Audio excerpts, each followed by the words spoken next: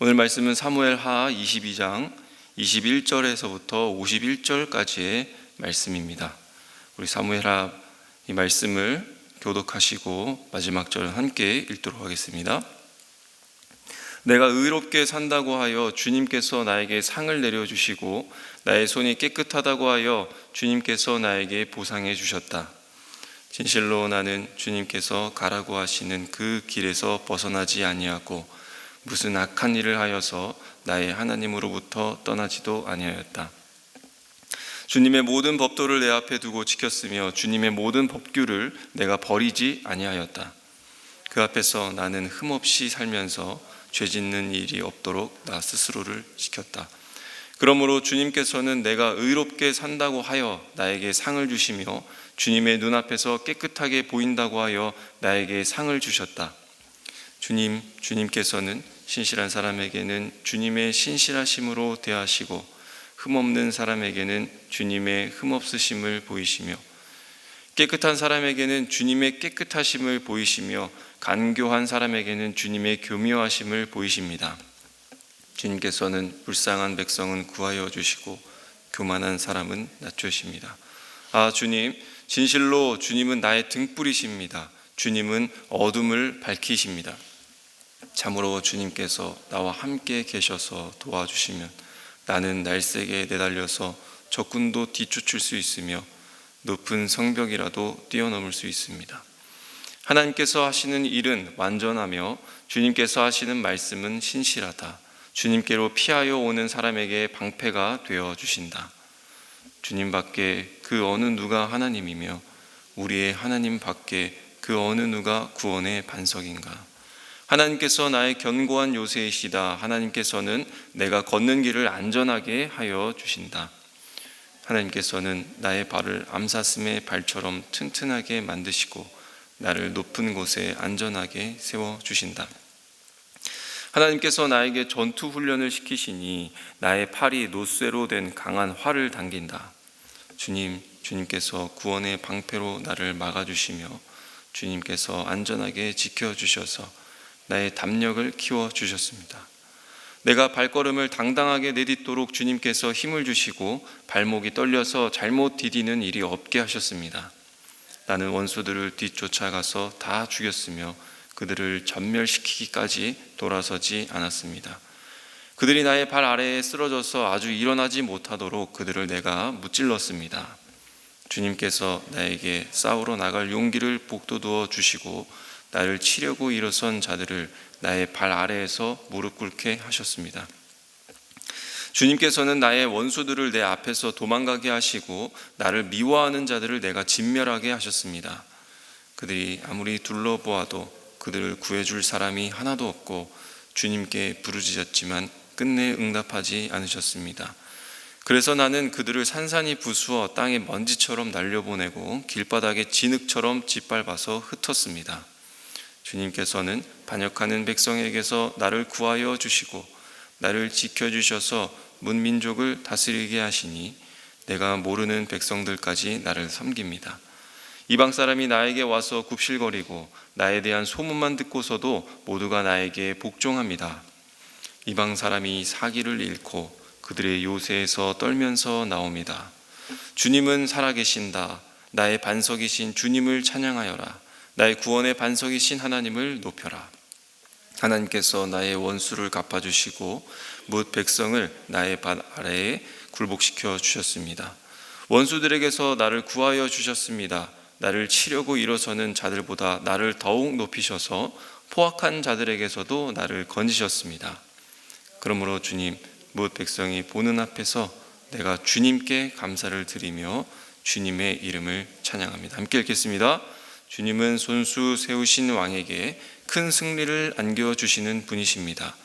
손수 기름을 부어 세우신 다윗과 그의 자손에게 한결같은 사랑을 영원 무궁하도록 베푸시는 분이십니다. 아멘. 네, 어제 본문을 이어서 오늘도 이 다윗의 찬양이 이어지고 있습니다. 네, 어제 말씀드렸다시피 시편 18편에 오늘의 본문과 아주 똑같은 그 시가 있습니다. 제가 살펴보니까 정말 완전히 처음부터 끝까지 그런 똑같은 내용을 성경에서 다루고 있는 것을 확인해 봅니다.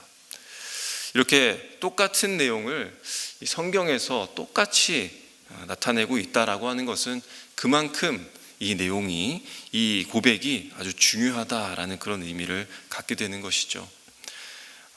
오늘 이 말씀 중에 여러 많은 교훈들을 생각해 볼 수 있지만 저는 47절에 하나님은 살아계신다, 내 주님은 살아계신다라는 이 고백이 참 마음에 와닿는 것 같습니다.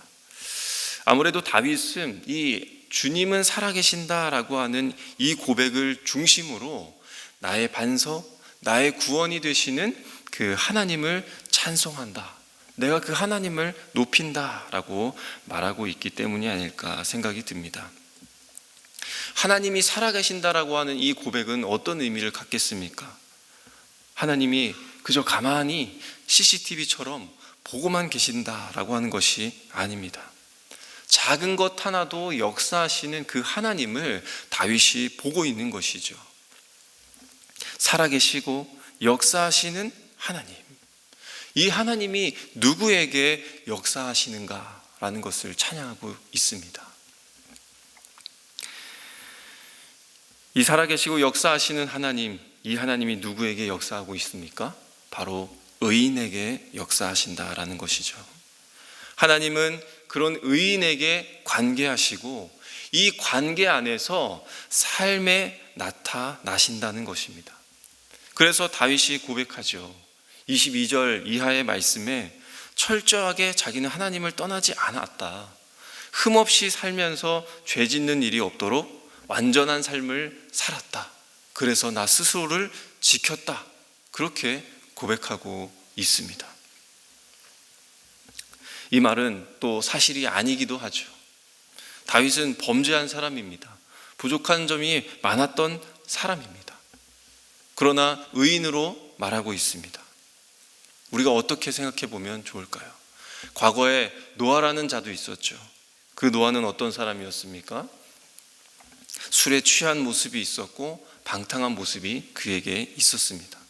그렇지만 하나님께서 그를 당대의 의인이라 그렇게 칭하셨던 이유는 여전히 그가 하나님과 관계하고 있었으며 하나님을 사랑했고 하나님도 그를 사랑하고 있기 때문에 그렇게 불렀습니다. 다윗도 이러한 같은 이유에서 하나님이 그를 의인이라 부르신 것을 그렇게 다윗이 고백하고 있는 것이죠. 그래서 22절을 직역하면 이렇습니다. 내가 나의 하나님으로부터 떨어져 나와 나는 악을 행하지 않았다. 어떻게 고백하고 있는 것입니까? 하나님을 떠나면 악을 행할 수밖에 없다라는 이 사실을 말하고자 함입니다. 다윗은 범죄했습니다. 그에게는 부족한 점들이 많았습니다. 그렇지만 그는 하나님과 상관하면서 살아가는 사람이 되기를 힘썼습니다. 하나님은 그런 자를 의인으로 부르시고 그 의인에게 역사하셨다라는 것을 다윗이 찬양한 것입니다. 실제로 그가 큰 위기를 맞이했을 때 어떤 자세를 취했습니까? 그는 하나님을 찾았습니다. 그리고 그는 하나님께 기도했습니다. 그리고 그가 하는 이야기가 무엇입니까? 하나님께서 들으셨다. 성전에서 하나님은 들으셨다. 하나님은 살아 계셔서 나를 붙들어 주셨다. 라고 그렇게 그 이야기를 이어나가고 있지 않습니까? 구체적으로 오늘 이 다윗의 찬양 가운데에서 하나님이 자기를 어떻게 붙들어가 주셨는지에 대해서도 고백하고 있습니다. 오늘 29절 말씀해 보시면 나의 등불로 어둠을 밝혀 주셨다. 하나님은 자기가 어둠 속에 걸어가고 있는데 자기와 함께 해주셨다. 그리고 내가 어디로 가야 할지 비춰 주셨다. 그리고 어떻게 해야 될지를 밝혀주시면서 자기를 인도해 가주셨다. 그렇게 고백합니다. 그래서 하나님은 살아계신 분, 듣기만 하시는 분이 아니라 살아 계시기만 한 분이 아니라 자기를 등불로 인도하셨던 하나님, 내가 적진 가운데 있을 때에 내가 어디로 피해야 할지를 알게 하시는 하나님, 비록 나의 눈에 보이진 않지만, 우리 눈에 보이지 아니하시는 그 하나님이시지만 은밀하게 역사하신 그 하나님을 우리가 찬양하자는 그 고백이 오늘 이 말씀 속에 담겨 있는 것입니다. 마찬가지로 우리의 삶 속에서도 보이지 않게 은밀히 역사하시고 또 계시는 그 하나님을 찬양하시는 우리 성도님들과 이 아침이 되시기를 간절히 바랍니다.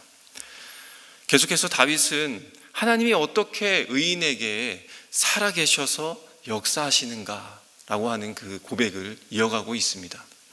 26절 이하에 신실한 자에겐 신실하심으로, 흠없는 자에게 흠 없으심으로, 깨끗한 자에게 깨끗하심으로. 이것은 어떤 인간의 의나 선함으로 이 하나님의 보상을 누리는 차원, 그 차원에서 부르는 찬양이 아닙니다. 그러면 무엇일까요? 이 하나님과 언약의 관계에 있는 사람과 함께 하시는 하나님을 찬양하고 있는 것입니다. 또 그 언약을 행할 수 있도록 도우시는 그 하나님을 다윗은 찬양했습니다. 이 불완전한 인간이 하나님 앞에서 완전한 자로 설 수 있는 것, 그것은 하나님의 도움을 통해서 가능하다라고 하는 것을 찬양하고 있는 것이죠. 언약의 관계 안에서 우리가 하는 행위가 의미가 있도록 세우시는 하나님, 우리가 신실하진 않지만 신실하게, 우리가 흠이 없지 않지만 흠이 없이 깨끗함에 이르도록 우리를 다루어 가시는 그 하나님의 살아계심을 찬양하고 있는 것입니다. 더 나아가 의인에게도 이렇게 살아계셔서 역사하시는 하나님이시지만 악인에게도 마찬가지로 살아계셔서 역사하시는 하나님이다라는 그 사실을 고백합니다. 27절 말씀에 간교한 사람에게 교묘하심을 보이신다. 무슨 말입니까? 사악한 자에게 거스름을 보이신다는 것입니다. 의인에게는 의인에 맞게 통치하시고 악인에게도 악인에 맞게 통치하시는데 악인에게는 거스름으로 역사하신다라고 하는 것이죠. 아히도벨의 계략이 왜 무너졌습니까? 압살롬의 반역이 왜 실패했습니까? 그들의 인생이 사악했고 그 사악한 인생이 하나님께 거슬렀기 때문입니다. 그리고 하나님은 그들을 가만히 내버려 두심으로 심판하신다고 그렇게 이야기합니다. 42절 말씀에 그들이 아무리 둘러보아도 그들을 구해줄 사람이 없다. 주님께 부르짖지만 끝내 하나님은 응답하지 않으셨다라고 이야기합니다. 그들은 누구입니까? 다윗의 원수들입니다. 악인들은 이 하나님을 거스름으로 갈 때까지 간 자들입니다. 그리고 이제는 아무런 제재도 받지 않고 계속 승승장구해 나가는 듯이 보입니다. 그들이 하나님 없이 잘 되는 것 같지만 그것이 하나님의 심판인지를 모른다라는 것이죠. 그러다가 자기에게 큰 위기와 어려움이 닥칠 때, 하나님께 부르짖어도 아무런 도움이 없을 때, 그때 비로소 내가 버림받았구나 라는 것을 깨닫게 된다는 것입니다. 사울이 그 예가 되었죠. 그의 말로가 얼마나 비참했습니까? 그의 마지막은 하나님 없이도 잘 나가는 삶이었습니다. 그러다 블레셋과의 전쟁을 앞두고 두려운 마음으로 그가 고통받고 힘들어할 때 그가 어떻게 하였습니까? 하나님을 찾았지만 그의 곁에서 도와준 사람은 아무도 없었습니다. 하나님은 가만히 내버려 두셨습니다. 그러자 그가 어떤 선택을 하고 결정을 하게 됩니까? 자기 손으로 내쫓은 그 여자 무당을 찾아가게 되죠. 그리고 그는 길보아 전투에서 죽게 됩니다. 그때도 하나님은 그를 가만히 내버려 두시죠. 왜 그런 것입니까? 끝까지 자기가 하고 싶은 대로 행했기 때문입니다. 거스르는 일들을 그가 끝까지 했던 것이죠. 하나님은 악인에 대해서 내버려 두심으로 역사하시는 것을 보게 됩니다. 의인의 삶 속에서 역사하시고 세워가시는 것처럼 악인의 삶과 행위에도 반드시 심판하시는 그 하나님을 보게 됩니다. 우리가 세상을 사는 동안에 때로는 악인의 형통함을 볼 때가 있습니다.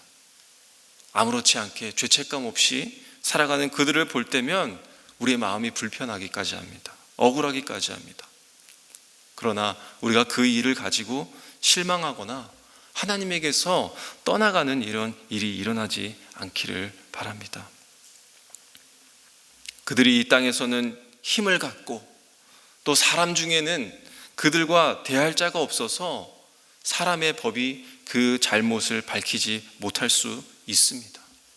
그리고 땅에서는 그들이 다 피할 수 있었을지는 모릅니다.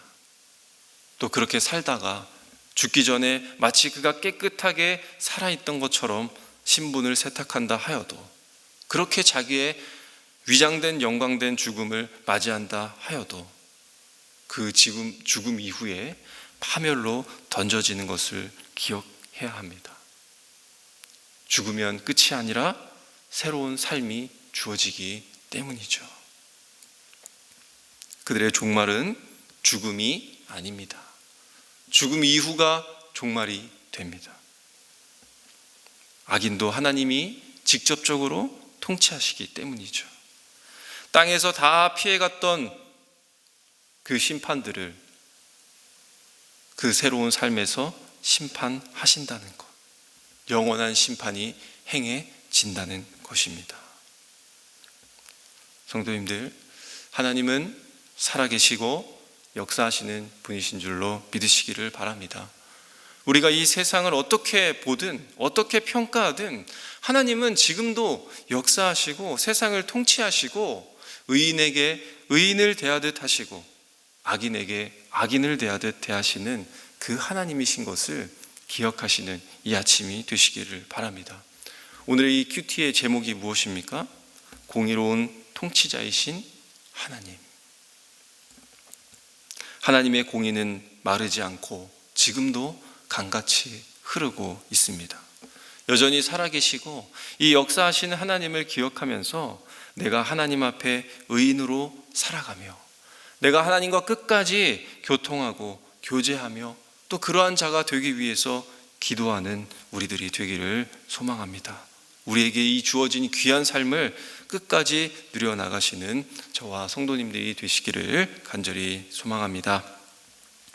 우리 말씀을 기억하면서 또 기도하시고 우리 가정을 위해서 기도하실 때에 하나님, 우리 가정이 하나님의 살아계심과 하나님의 역사하시는 이 은밀히 우리 가운데에 우리 인생에 참여하시고 관계하시는 하나님을 더욱 믿음의 눈으로 바라보기를 원합니다.